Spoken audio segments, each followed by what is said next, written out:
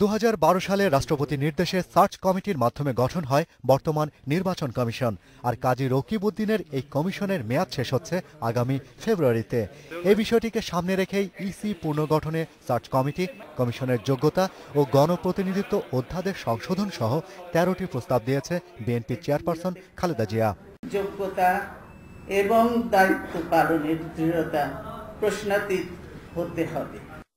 খালেদা জিয়ার সব দলের মতৈক্যে নির্বাচন কমিশন পুনর্গঠনের এই প্রস্তাবে সাংবিধানিক কোনো ভিত্তি নেই বলে জানালেন সাবেক আইনমন্ত্রী শফিক আহমেদ।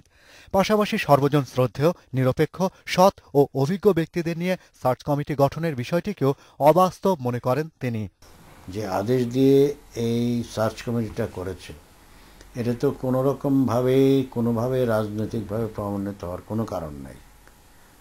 সুপ্রিম কোর্টের বিচারপতিরা থাকবে, পাবলিশার্স কমিশনের চেয়ারম্যান থাকবে, অডিটর কন্ট্রোল জেনারেল থাকবে, তারা তো একেবারেই সাংবিধানিক পোস্ট হোল্ড করে আছে। তো কাজে সাংবিধানিক পোস্টে যারা বর্তমানে আছেন, যারা শপথ বাক্য উচ্চারণ করে এই পদে আসছেন, তাদের উপর তো জাতির আস্থা থাকবে।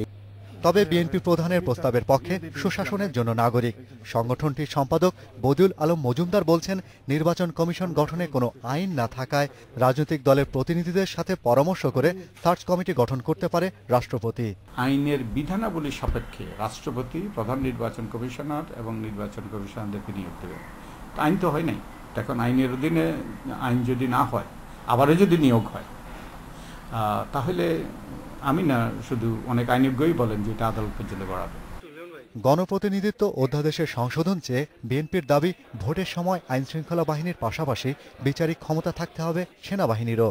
এ প্রস্তাবকে সংবিধান বিশ্লেষকরা অসাংবিধানিক বললেও সমর্থন দিচ্ছে সুজন। Shahriar Anirban, independent news, Dhaka.